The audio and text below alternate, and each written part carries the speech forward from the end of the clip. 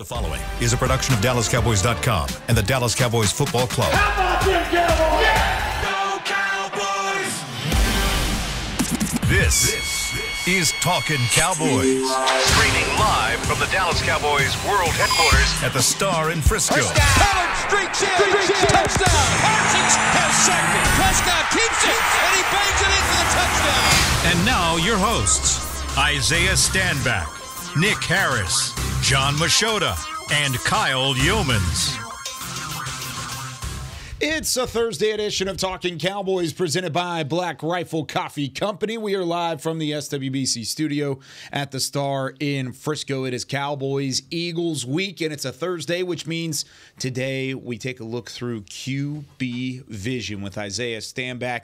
We preview the Cowboys offense going up against this Philadelphia defense that just came off of allowing a 40-burger against the San Francisco 49ers. So will they rebound, or will another 40-burger be served on Sunday Night Football? We've got Isaiah Stanback, John Machota, Nick Harris, and Kyle Yeomans. Gentlemen, how we doing today?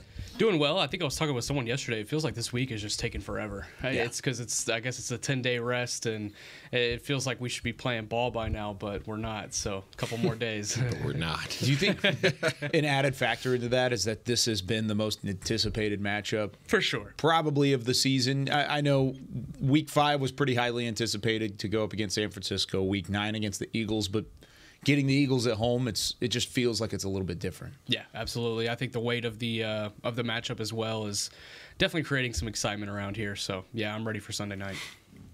John Machota's ready for Sunday night? He is, and I will say I'm just happy to be feeling well, considering where Mike McCarthy was at yesterday morning, and judging by Dak talked to a small group of reporters in front of his locker yesterday and was talking about how he had kind of a stomach bug over the weekend, and so he thought Mike McCarthy might have had the same thing, and obviously Mike's situation was a little bit more than that. So, hey, I'm happy to be here, feeling good.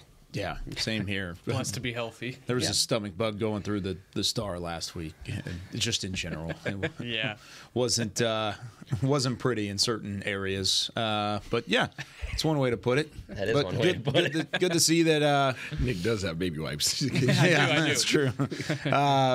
Any other news and notes? We could start with the McCarthy news and kind of explain what that situation was. Yeah, leading off with that, Mike McCarthy yesterday came into the facility, ready to kick off on-field practice this week, and he typically gets in about 5, 6 a.m., and whenever he came in, he was meeting with a couple of people. He ran into Dan Quinn, and he just wasn't feeling right. He said had a lot of abdominal pain.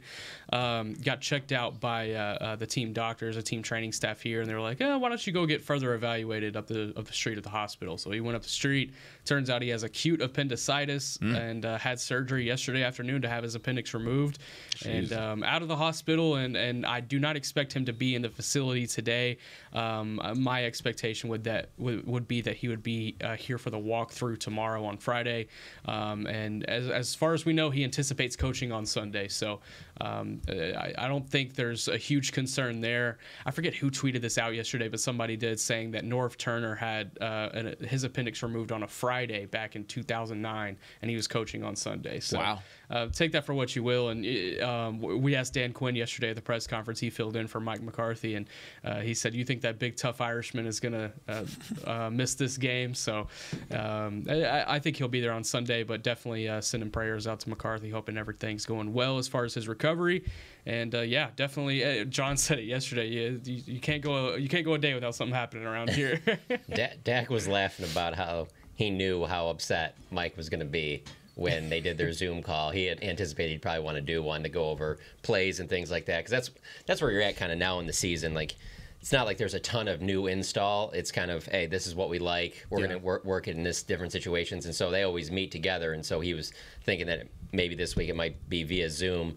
And he just was joking about how Mike is going to be complaining about how this is like turned into this whole side story, and he doesn't want it to be, that type of a thing. He wants it, obviously, the focus to be on the game. But yeah, so yesterday we had Dan Quinn at the podium. This morning, it's supposed to be Brian Schottenheimer. And so the plan is for all three of the coordinators to kind of run practice in that. And one of one of the quotes that stood out to me yesterday was when DeMarcus Lawrence was talking about it, because they went through 2020 with COVID. There were so many things that were done virtually and things like that. He said that they were prepared for it, but goes, shout out to COVID for preparing us for it. I never thought I'd hear anybody give a shout out to COVID, but it does seem like, I think if this was earlier in the season, maybe it would be a little bit more of an issue in terms of the game planning and things like that. But I just feel like where they're at offensively with Mike and Dak being on the same page, I don't think it's going to be a huge setback from that perspective. What I do find interesting is, and believe me, I did love when you post some tweets about this. I'm sure you got some of these. Me and Todd Archer were talking about it. When you post what happened to Mike McCarthy, there is just people that will jump in there like, my uncle had that, he was back in 2 days. I know somebody that had that, they were drinking that by Sunday. You know, like there's all these people that try and like, you know, relate it to their own life. So the thing that I find interesting though about this is everybody anticipates Mike to be back on Sunday. Yeah. But I wonder if he'll be coaching from the sideline. Oh. I thought about that as well. Think Did he they may put be him in the box? booth? Maybe, yeah. I thought about that as well. Well, how do you feel about the Booger McFarland mobile from Monday Night Football? Deal. Sign me up. I think it would be a better, I mean, it couldn't be worse of a situation that was a thing. than what it was for a broadcasting Well, I'm sorry for reminding situation. you. I forgot that was a thing. Nick just looked like he relived some childhood trauma. I would think then, if that was the case, then I would think Dan Quinn would come out of the box and probably be on the sideline, and then so Mike would call plays from up in the booth. But I don't know. I mean, I don't know. That remains to be seen. I don't think anybody knows for sure on that. But everyone seemed confident that Mike will be there Sunday night. Did you ever play in a game where your head coach was unavailable? Head coach wasn't able to coach? High school. Yeah? Yeah, high school. Yeah, there was one game in high school where he got suspended. Different situation. And I was pretty much the coach on the field. So that was interesting. Outside of that, Did y'all no. win? Yeah, we won. Let's go. Come on, Coach Stanback, 1-0. Quarterback draw the whole game. Did you play both ways or just? No. Okay. I was quarterback. Okay. Quarterback, yeah. He got to protect his legs. I mean, it all depends. He had to go to Washington. It kind of depends on the size of school you went to. It was not. I mean, we were not a football school. Okay. Yeah, so we were basketball. You made it a football school. Definitely didn't. No. Did not win a lot of Darn. games. But you won that one. We won that one. But from your perspective as a former player in the NFL, you know, on an actual game day, how much, you know, is that head coach matter to be on the sideline as opposed to being up in the booth like that? Honestly, outside of my time in New England, I would say not much. Yeah. I would say not much. I mean, there's so much of it is just the game plan. The plays are coming in. Obviously, it's a little bit different with Coach McCarthy because he's calling plays. Schottenheimer, obviously, as an official offensive coordinator, he will have a role in that. But I don't foresee it being too much of an issue. I just really don't. Is it more impactful to have him miss times during the week, to miss days during the week, than it would be to have him on the booth or on the field, or rather than in the booth? No, absolutely not. I mean, it's more important for him to be in the practice week than it is for him to be in the game, and that's not trying to take away from his importance to his team. I'm just speaking from a player's perspective. Again, I don't know how they communicate during the game in terms of Coach McCarthy and Dak, and you know how often they're talking and things of that nature. I would imagine that Shotty plays a big role in that as well, but I can't speak to that. But I do know that when you're on game day, you're literally just getting calls, getting feedback, getting a couple of coaching points here and there, and then you're blowing and going. Like, there's not a lot of sitting down and having discussions. You know, there's just not a lot of that going on. Saturday's a huge practice for them. That's since Mike McCarthy's been the head coach, he's always put a lot of emphasis on that day before practice, which is something that was new that he implemented, brought over from Green Bay. And so I don't know for certain, but I would think that if there's any chance that he can be here on Saturday, he probably will be. Yeah. Let me clarify. You said it would be more important for him to be here during the week, than at the game on Sunday? Yes. Even though he's an offensive play caller? Well, I mean, you still have Shotty, right? That's what I'm saying. I don't know. I mean, you guys are talking about physical presence, yeah, right? I'm talking about, okay, he's going to be at the game most likely. I mean, I'm assuming that. But I'm talking about sideline presence. He's talking about versus I'm talking about sideline presence. I was like, I don't know if I agree. Not in general, because we all anticipate Mike to be there, and I think you should anticipate Mike to be there. But whether he's in the booth or on the field is what we're talking about. I hope it's like a Hugh Freeze situation where they have the hospital bed like up in Jerry's suite, and he's just calling plays from the bed. He's in the screen. Isn't the screen like 6 levels or something crazy like that? Video board? Yeah. Yeah, it's massive. So you just put him in the screen. Put him in the screen. Yeah. Have him bird's eye view. Just looking straight down. Looking He's down just like on the chilling field. with all the Dolly Parton lights that are still See up there. everything. It would look like Madden. Like he's just playing Madden is what he's doing at that point. So Quinn has filled in as the head coach when Mike missed time because, or he missed the one game in New Orleans, I believe during COVID, and so Quinn has been their head coach during a game before, and so I would anticipate that if Mike can't be down on the field, that Dan would come out of the box and be on the It sideline. really just comes down to those situational decisions, right? So you're talking about those fourth downs, whether to go, whether you're talking about, punting or not. Those are the type of things. Do you challenge this play? I think those is where the head coach on game day is more impactful than anything. Yeah. Any other news and notes? Yeah, so yesterday, as we were awaiting Peyton Hendershot's determination, he was activated, and Sean McEwen was put on the IR. Yep. And then also Matt Waletzko, offensive tackle, who has not played all season, suffered a shoulder subluxation. Is that how you say it? Mm-hmm. I don't even know what that is. I do. Yeah, it's like where your Isaiah's had it shoulder like before. pops out of place, like It goes back in routinely, without needing to be manipulated. Yeah, that's so strange. That's a little too gross for me. Yep. But Ow. yeah, so he had his 21-day practice window open, which really surprised me. I figured he was done for the year, and they were just going to kind of shelf him. But his 21-day practice window is open. I don't see why, but I'm curious to see if y'all have any perspective on it. But first, Hendershot being activated, how do you feel about this with the tight end room? I know we've talked about it a lot this week, but now that it's determined. Well, you had to find a spot, and we had a feeling it was going to come from the tight end room. And if there was an odd man out in the tight end rotation at the moment, it was Sean McEwen. Yeah. And so that's kind of the decision that they made, and ended up putting him on IR and didn't cut him straight out. They want to keep Sean McEwen. They've made that abundantly known the last couple of years, and they've had opportunities to move on from him, but instead they've continued to protect him and keep him as a part of the roster. So Hendershot coming back, they make sure McEwen's locked up with the IR stint, and then Matt Waletzko, I was kind of along the same lines as you were, just based off of what we had seen in training camp and him going through that injury process early on. I'm shocked he's even opening the window, and maybe this is a chance for him to come in. You got the 21 days. If it does work out, that's great. There's offensive line depth. Yeah. If it doesn't work out, then it's right back to what we probably anticipated in the first place, and that's being out for the entire year. Yeah, that was one thing that I thought yesterday. Maybe they just want an extra practice body for the next 3 weeks. You're going up against 3 really physical teams in the next few weeks, so just to have an extra practice body, maybe that's the reason. But not really sure entirely what he could bring on the field at this point in the year. I mean, you've shown that you've had depth of tackle with Chuma Edoga. They've thrown Austin Richards in there as well.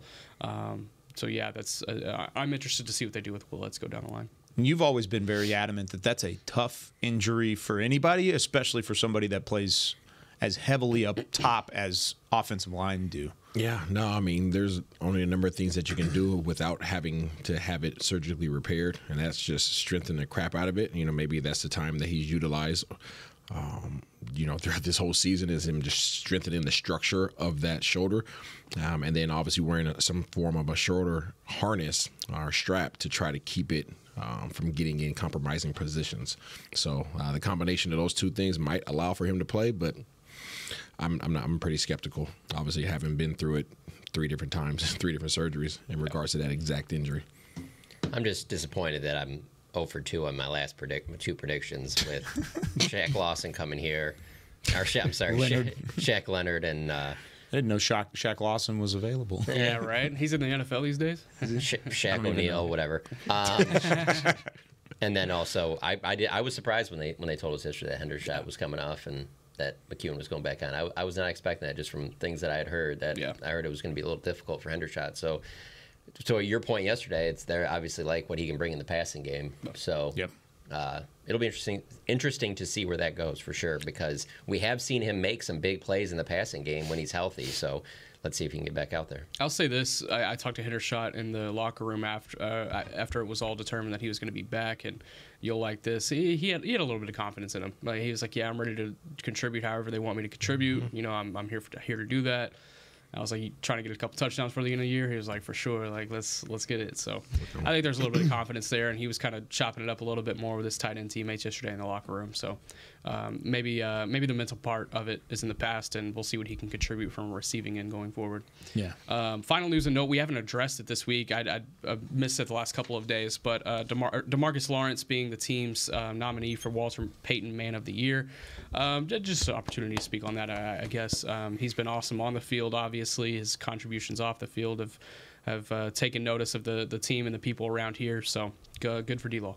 Yep. It's awesome. It was really cool, the video that they did that showed that he was the nominee. They took Dak, who, of course, won the award outright last year, has the patch on the jersey for the remainder of his career, and it was Dak that delivered the news to D-Law that he was going to be the nominee. A really cool moment. If you haven't checked it out yet, go online, DallasCowboys.com, and Nick has a write-up as well about D-Law and what he's done in the community, and first-time nominee for him, too. Yep. So a really big deal, and he's very proud about being that nominee for the Cowboys as each team gets their own selection to push forward that award moving forward. All right, let's take our first break. When we come back, it is time to go through some QB vision. What does the Philadelphia defense bring against Dallas on Sunday Night Football? Isaiah Stanback breaks it down based off of the film study when we come back right after this. Todd thought it would be secure to jog in the cheetah savanna. Todd believed the big cat repellent he bought online was reliable. And now, Todd is trying to be faster than this cheetah that can run 80 miles per hour. But the good news is, Todd has AT&T 5G that is fast, reliable, and secure. And he learned the best thing to do is stop running and toss her the backpack with the beef stew. AT&T 5G. Fast, reliable, secure. It's not complicated. 5G requires compatible plan and device. 5G may not be available in your area. See att.com/5G for you for details. Black Rifle Coffee Company serves premium coffee to people who love America. When you drink Black Rifle coffee, you are directly supporting veterans, law enforcement, and first responders in your community. Black Rifle's expert roasters love coffee almost as much as Texas loves football, so it makes sense that America's Coffee partnered with America's team. Go online at blackriflecoffee.com and fuel up with the official coffee of the Dallas Cowboys. That's blackriflecoffee.com to fuel up today. Cowboys fans, after that move, we've just coined the term Rowdy Replay. Let's roll back the tape. Okay, there's our mascot Rowdy cheering on the boys. And now he's on his phone, on his Bank of America mobile banking app? Staying on top of his finances with his virtual financial assistant, Erica. Bank of America's digital tools are so impressive. Cowboys fans just can't stop banking. Learn more at bankofamerica.com/can't-stop-banking. Erica is only available in the English language. You must download the latest version of the mobile banking app, only available on select mobile devices. Message and data rates may apply. Member FDIC. Welcome back into Dear Doctor, the show where I answer life's questions with an ice-cold can of Dr. Pepper. Sheila, let's hear from our next caller, would you? Dear Doctor, my friend supported me during a tough time, but what's the right gift that says, thanks for being a shoulder to cry on? Okay, this one's easy. I say give her a delicious Dr. Pepper.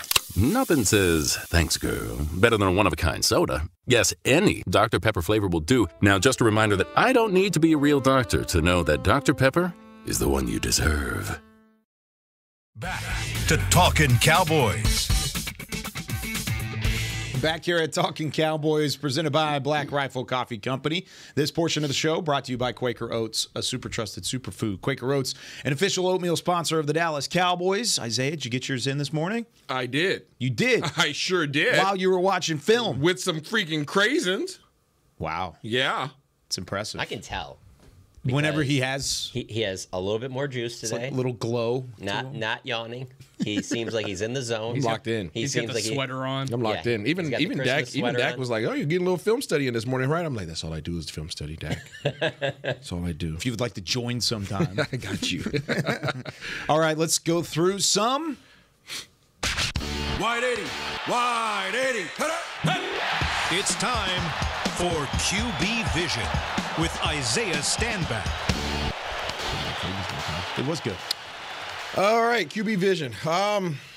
Very similar to what we talked about last time when we face these guys. These guys are let's go this way. What is the strength of their team? Their defensive front. The big boys up front. Obviously, you got Jalen Carter, Fletcher Cox, Hassan Reddick, I call him Big Baby Davis in the middle. Those guys are the engine that makes this team go. Beyond those guys, these guys can be compromised.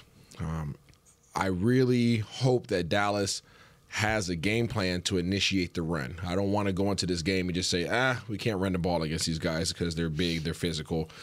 They got 1,000 pounds of grown man in 3 techniques. I want to see the Dallas Cowboys initiate a running game because I think it will open up everything else. In terms of the passing game, number one thing that you have to take care of is Hassan Reddick.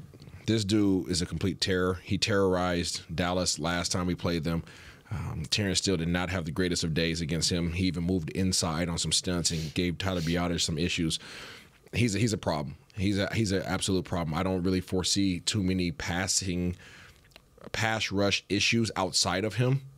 So you need to make him a priority. That just needs to be number one. If you want to pass the ball effectively like you did last time, take care of Reddick. He's the only one who caused you issues. Coverage-wise, these guys aren't great. Coverage-wise, I don't care. You have the names. Darius Slay. Was it Kevin Byard?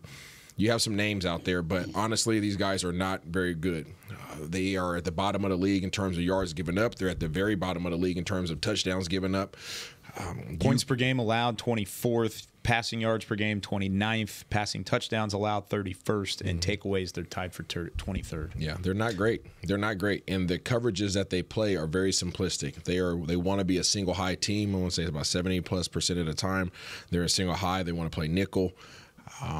They are mixing it up between man-to-man and cover 3. Man-to-man coverage, you have to win. Obviously, Dallas did a great job across the board, tight ends, running backs, receivers, of winning their one-on-one matchups last time against Philadelphia. It's the reason why CD was able to go off. There's plenty of opportunities there. There's actually a lot of missed opportunities in terms of our tight ends as well, running a lot of stick and go type routes, a lot of double move type things. These guys like to hold. You can get them going in one direction and obviously beat them on a double move. Cover 3. I really want Dak. I should have told him this morning, huh? Should have. But I really want Dak to be patient in cover 3. And obviously, in order to be patient, you have I would love to hear his reaction. Yeah, you have to obviously have the time to be patient. So if you can block up Hassan Reddick, then you will honestly be in a position to take advantage of their single high cover 3 safety coverage. Reason being, these guys carry. Darius Slay carries a ton in cover 3. He plays it like man. You're not supposed to play it like man, but he plays it like man, meaning that he's playing about 12 yards off. He doesn't want to get up in your face in this particular coverage, so it's really easy to identify. In terms of who gives it away, it is going to be Byard. He gives the coverage away. You find him, you find 31, you find out what these guys are running coverage-wise. 32, what's his name? Sorry. Reed Blankenship. Blankenship. I actually like him, but they want him to be the free. They want him back kind of going sideline to sideline. They want Kevin Byard to be down near the line of scrimmage, but he sucks in coverage. He's trash in coverage. He will grab you in a heartbeat. Sweet. But he will give it away. You're not listening, Kev. Yeah, well, listen. You're trash in coverage. Okay. And when they try to show a too high shell and drop him down late, he's the one that's going to drop. If Bradbury's coming down, or not Bradbury, why do I keep wanting to say Bradbury? If Blankenship comes down, it's because they really need him to cover one of your tight ends. Okay, but they want Byard down there for run support. That's why you need a running game. Keep him in the box. Keep the Blankenship back. But in cover 3, he's playing about 12 yards off. Darius Slay, that is, and he'll turn his back. If you have a vertical threat going his direction, he will literally turn his shoulders and tend it in the direction of the end zone, meaning that his responsibility that is on the whatever the boundary side, there's nobody underneath. And I mean nobody underneath. So if you can get your running backs out, if you can get your tight ends across, San Francisco did a really good job of bringing I'm really blanking out on names today. Kittle across in formation and getting a chip on Reddick. Right, did a really good job. Bring him across in motion, get a chip on Reddick, and then letting him get out to the flat late. There was one play that he did that and then turned into a target in the flat, and he took off for like 30. Nobody open, or there was nobody defensively down there because he chipped off the edge, got a chip on Reddick, bought a little bit of time for Purdy, and then dumped it off underneath the Kittle, and then he took off for the rest. That's absolutely the play that I have in mind. And it happened multiple times. Yeah, where there were guys coming out late. Right, so if you have a vertical threat, he's already playing 12 yards off. You get on his toes, he's going to turn, open his shoulders, and go towards the end zone, and then there's nobody there for that responsibility. He doesn't have the discipline to play, to be aggressive and take care of his responsibility. So if you threaten his zone, his area, he will lose all responsibilities. You can take advantage of that underneath. So I say be patient, Dak, because a lot of dump downs, right? I know as many times we're starting to work the ball down the field, but this is one of those games where you can get it to one of your players underneath and let him run. Right, and just take advantage of that yak yardage. And with that, you can obviously extend drives. You can get first downs. You can move the chains. You can obviously do whatever the heck you want to. And if you can find a way to run the ball against these big boys on front, I don't see them being able to stop the Dallas offense. I really don't. I think that what they did, what we did against them last time, it caused them a lot of issues. I think they realized that they don't have the personnel to match up against Dallas man-to-man.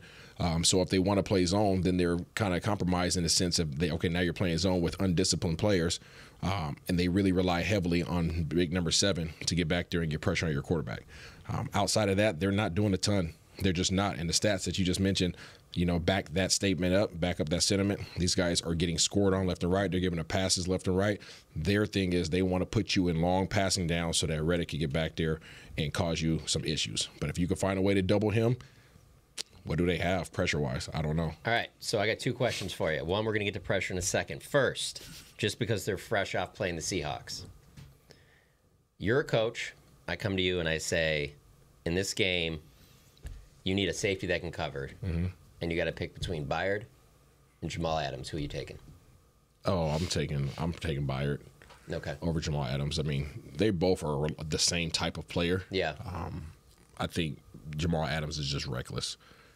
I mean, that's just his style of play. That's his energy. You called Byard trash in coverage. So He's what does trash that make in coverage. Jamal Adams? Jamal Adams doesn't cover. Oh, okay. Yeah, he just doesn't even try to cover about it though. Huh? He's pretty sensitive. That's fine. I'll go against him right now and run around on him. If you go low, he will go lower. That's what he said. No, he'll go low. Yeah, he'll try to injure you for sure. But he was a part of my Fergie touchdown call. Did you realize that? I kind of threw a shot at him a little bit. Yeah. Like, that's for you, Cowboys Nation. That's for you. Because whenever he caught the touchdown pass, I was like, he's covered by Jamal Adams, but it doesn't matter. Fergie into the end zone. Awesome. Like, just kind of put a little Dwayne the Rock Johnson on that one.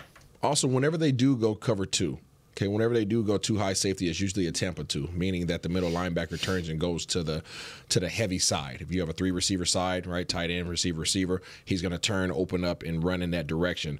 One thing that they don't do a great job of, and there's an opportunity here, is what we call the honey hole. It's the spot between the cornerback and the safety. That cornerback is really sitting heavy. That's one of the few times that you will see Darius Slay stay in his area. And not 12 yards off. And not 12 yards off. He's going to creeping toward the line of scrimmage. He's going to be about 3 to 4 yards off the line of scrimmage. He's going to have his shoulders turned in towards the quarterback. You're going to see that safety kind of mess around like he's going to drop down to a single high. But then what did I say? Fine 31. There's always one guy who gives it away. He's the man that's going to turn and open up early. So if Dak's giving hard counts at the line of scrimmage, he's going to be looking at 31, seeing where he's at, and he's usually going to drop back out of there as soon as Dak's whatever it might be. Okay, here we go. Yeah, then that's when Byard's going to open his hips up and start running towards cover 2. You know where it is. Okay, I identified it. Now get to my snap. Now if I can get a clean release at the outside, okay, whether that's Brandon Cooks, CD, whoever it might be, Jalen Tolbert, Michael Gallup, if he's out there, okay, you can drill a freaking 25-yard shot right in that hole. Now, I'm not saying that you're going to get that multiple times a game, but there might be a third down situation where that pays dividends and you can really just drive that thing in there because that safety wants to get deep and over the top. They don't want to get beat over the top.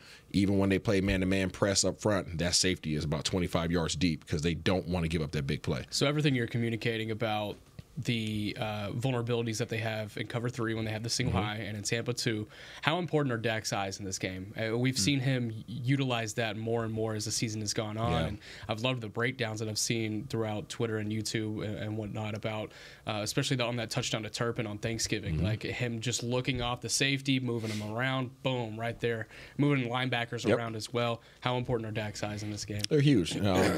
Eyes and footwork. Safeties watch your eyes, cornerbacks watch your footwork. So why is that? Because safeties, first of all, they can't really see your feet. They can't really count how many steps you're taking. It's about Dallas is what, 90%, 80%, whatever. Well, no, it's not. I take that back. That was another team. I don't remember what percentage Dallas is in the shotgun, but they're in the shotgun a good amount. 2 seconds. 62%, which is 22nd. It's below league average, 22nd in the NFL. Eagles, on the other hand, they run 85% of their snaps out of the shotgun. They're second in the league. But as a safety, I want to control you with my eyes because you're looking at me. You want to see exactly where my head's at. So the reason why Dak and any other quarterback in the league is able to control safeties is because when they're looking back there, they're in coverage. They're trying to see where can they get a one-step lead in whatever direction you're going to throw the ball, right? So if you're the safety, I'm dropping back. I'm looking dead at you, right? You're dropping down into that middle of the coverage type safety hole. Now I'm going to go opposite direction, right? Or if I want to lead you in a direction, I'm going to go ahead and scan to the right. I'm going to get you to shuffle your feet over that way. Now I'm coming back to a tight end that's right where you left. I just need you to move 1 or 2 feet, in one direction. That's how small that's how, incremental this game is. Everything is super tight. And from the cornerback's position, Darius Slay gets in trouble because he's looking at your feet. Right, he's looking at the feet of Dak the entire time. If Dak catches the ball, boom, he sets his feet. He knows it's probably going to be a short route. Right, we're talking about a 5-yard route, 8-yard route, whatever it might be. That's where the cornerbacks are kind of setting their feet and kind of looking in. Right now, if Dak, boom, resets his feet and he gets back a couple more steps, now that turns into a 5-step. It depends if he goes another 5, then it turns into a 7-step drop from the gun. So cornerbacks are looking at this process of elimination all the time. Right, they're looking in coverage, they're looking in. Okay, boom, I'm playing zone coverage. Is he setting his feet as soon as he gets the ball? Nope. Okay, now those routes are now out the picture. Now it's the next set of routes. Right. Okay, does he go 3 steps from the gun, or does he go 5 steps from the gun? There's all these route concepts that go along with how many steps a quarterback is taking based upon not only the depth of routes, but also what am I seeing on film. And that's why a lot of times if you can find some of your tails as a quarterback, then you can kind of, I can't use that word, you can kind of trick them. Right, you could trick them a little bit. You could trick guys a little bit, and that's have to give this guy $1. Exactly. Yeah, but you can really mess around with cornerbacks, and that's when you start seeing quarterbacks really elevate their game because now I know what you're reading. I know that you're looking at my feet. I know that you're looking at my eyes, and I can start moving you in the direction that I want to. I can start manipulating your coverages and the things that you do with your feet because I know what your indicators are from your perspective. I don't understand why you're not giving any love to Josh Sweat or Brandon Graham over here. Just all this Hassan Reddick love. I mean, those guys are manageable. They really are. I'm not saying that they're not great players. Those guys are really good players. Against this offensive line. Yeah.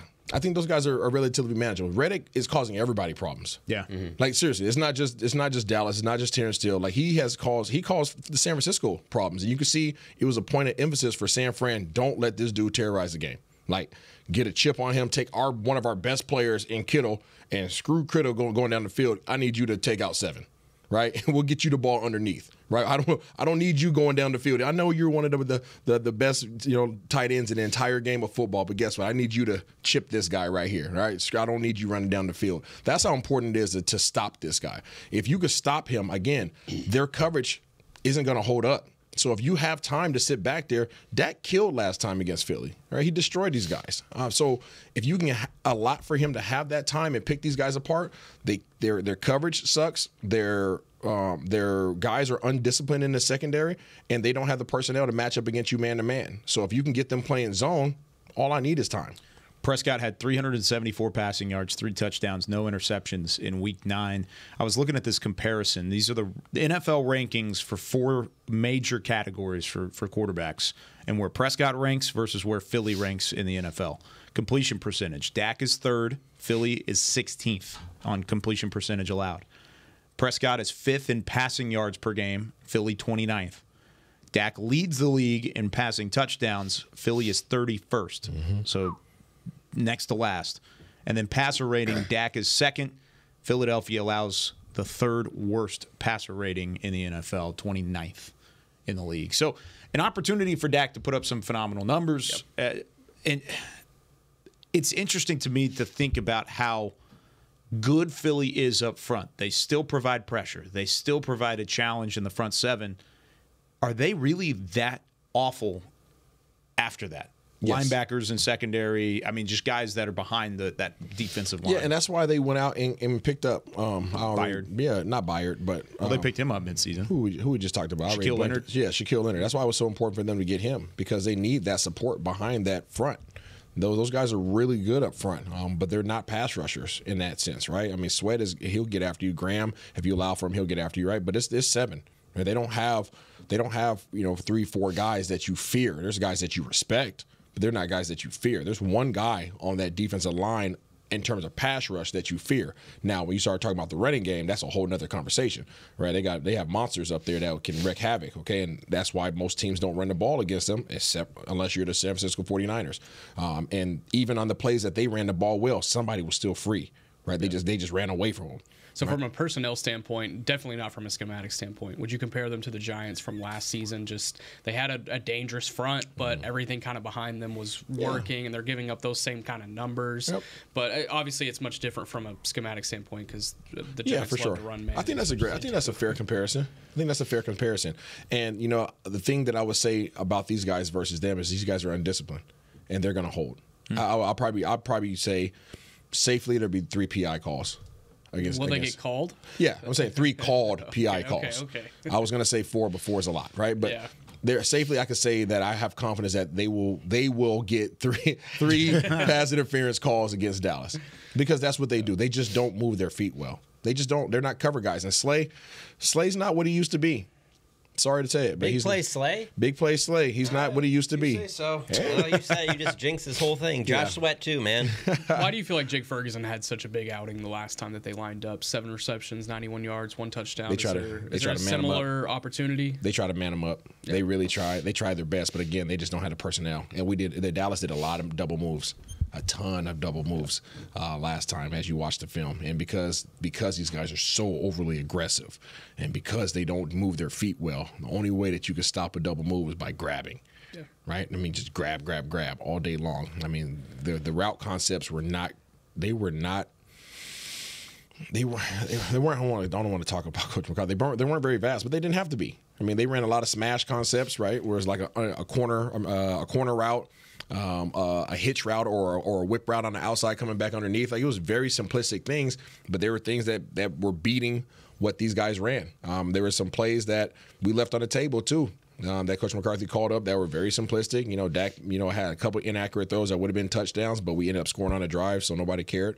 But CD was destroying these guys. Everybody was winning their matchups. When you watch the film, everybody was winning their matchups. Kamade Turpin was winning his matchups. He scored a touchdown because he ran what we call a whip route, right? He went up, ran like he was running on a fake slant, whipped it back out to the sideline, right? And he won. He beat his man by half a step. Dak put it on him. A little 3-point turn. Yeah, a little 3-point turn. I mean, it's just everybody was winning. It was like pick your poison. Even on the passes that Dak completed, you can look on the other side of the field and somebody was open as well. If you didn't notice this guy, we can just move on. But I just wanted to ask you if in any of your film study at all, you noticed number 3, Nolan Smith, the kid out of Georgia. He doesn't play a ton. He's only got 1 sack this year. The only reason I bring him up is because he was a big guy during the draft, like the Jalen Carter, Nakobe Dean, where it was just like everybody keeps talking about how, like, man, the Eagles are just loading up on all these Georgia guys. It's going to make them pay.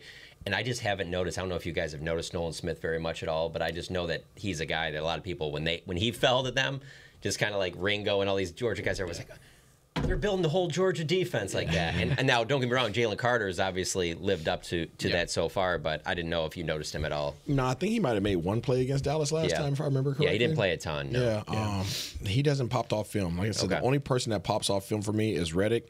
Obviously, the big boys up front in the running game, and then Blankenship. And he doesn't get any respect out there with all these other names out there. But I think those are the only few guys that really like flash to me. Like, okay, you might want to put some respect on their names. Yeah. All right. See, the last time that that these two teams played, Nolan Smith had 20 snaps. That was one of the highest snap counts he's had all year, actually. But yeah. Sorry.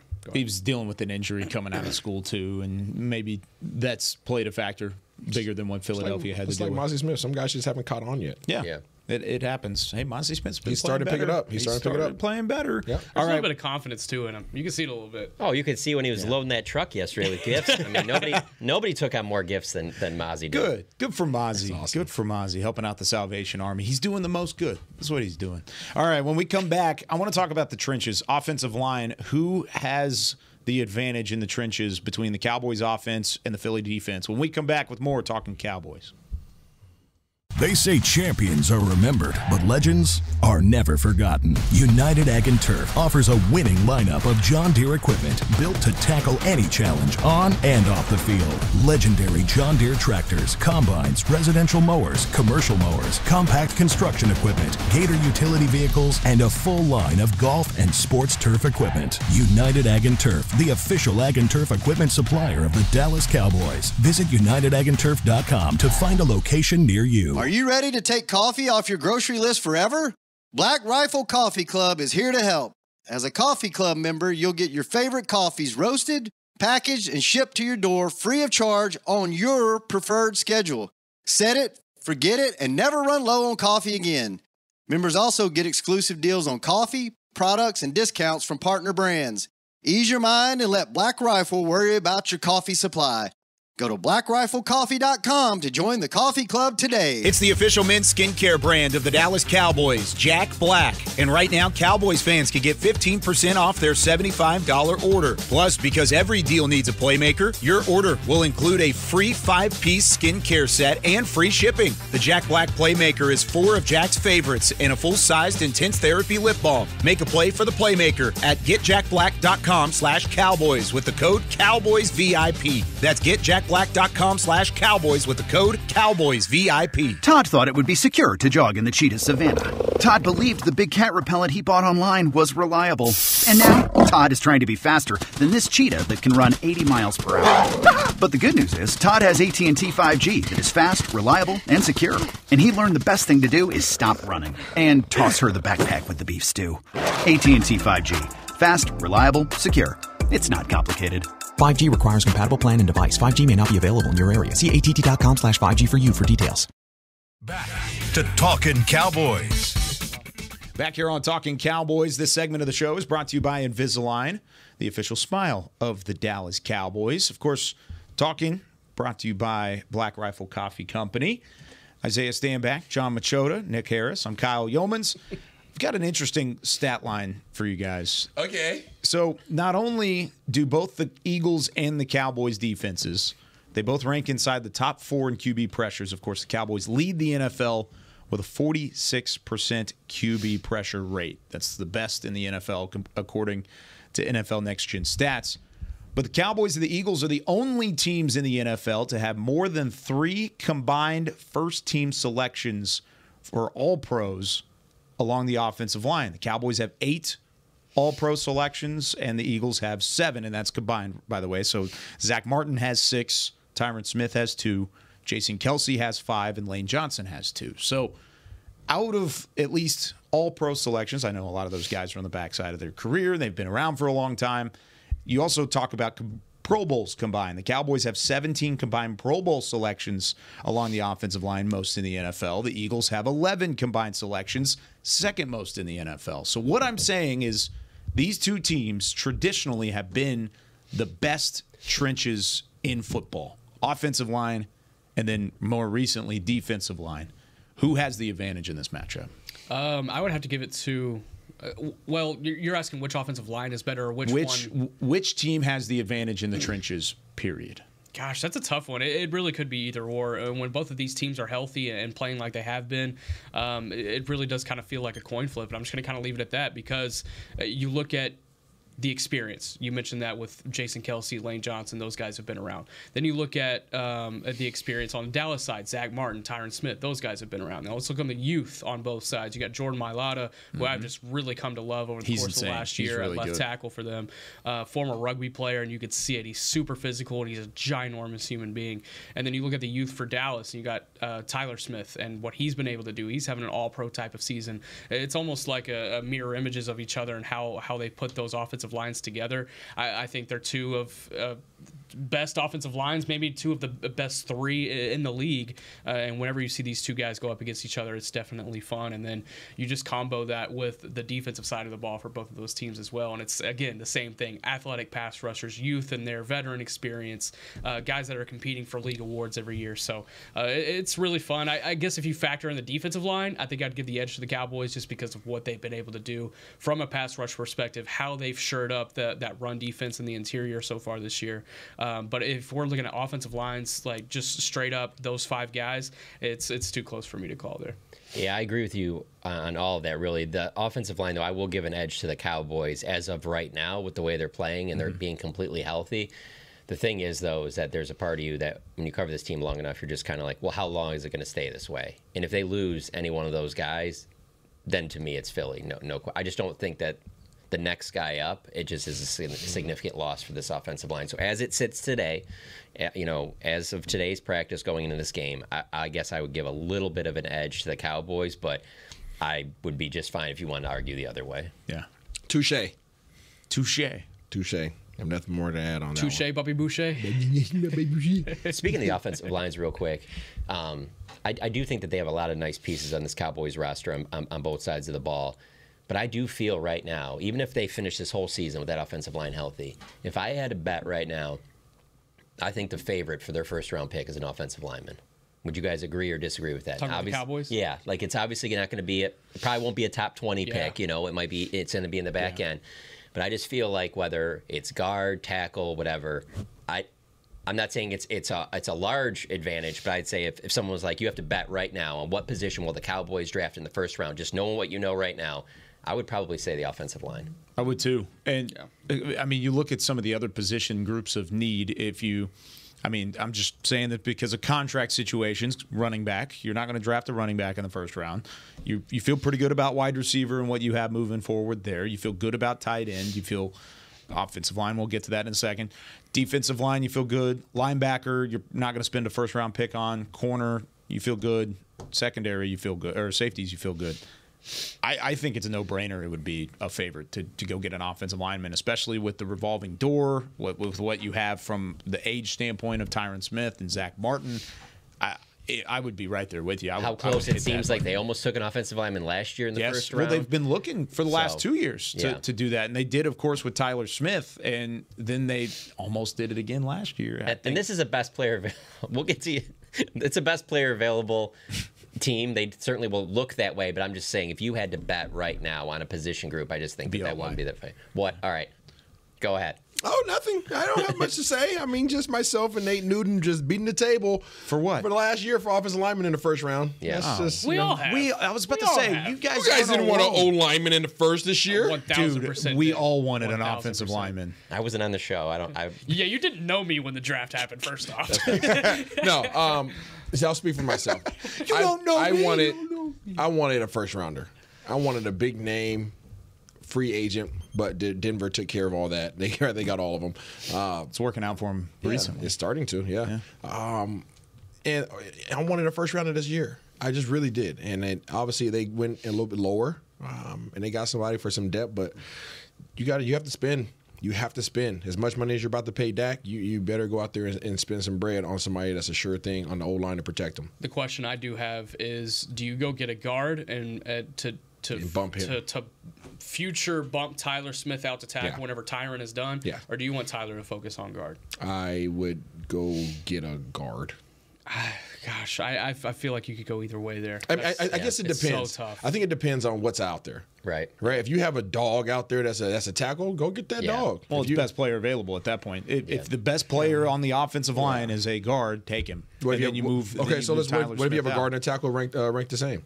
Wait, say that again? What if you have a guard and a tackle rated the same? I think they would lean tackle because of the position value. I think I might lead guard just because I do feel confident with Terrence Steele and Tyler Smith going forward.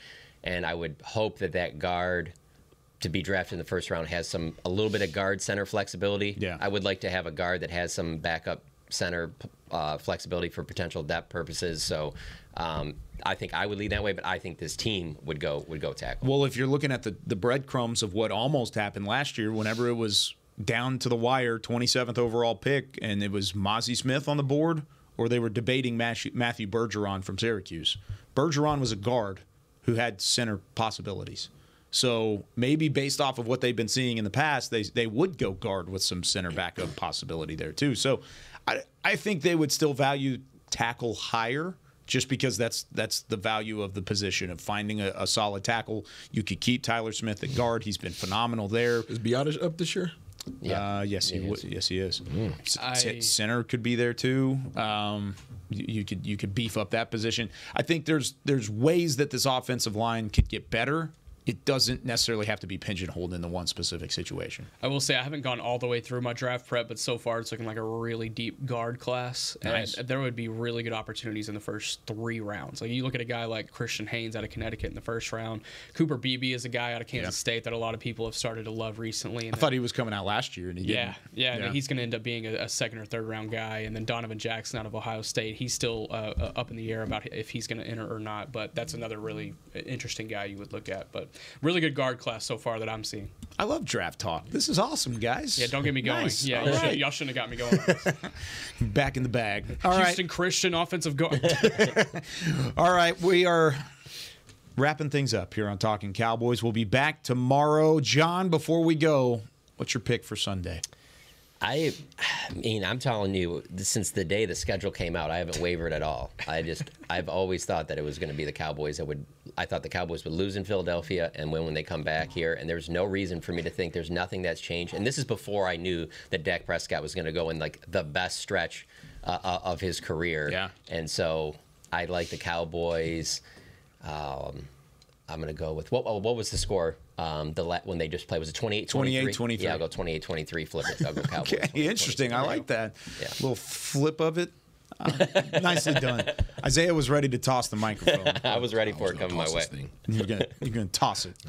We'll give our picks tomorrow, and we'll outline the rest of the NFL slate as well as we're back to a Say It With Your Chest Friday here at the Star in Frisco. But that does it for us today. For Chris Beam, Isaiah Stanback, John Machota, Nick Harris, I'm Kyle Yeoman saying so long. We'll see you tomorrow with more Talking Cowboys. This has been a production of DallasCowboys.com and the Dallas Cowboys Football Club. How about this, Cowboys?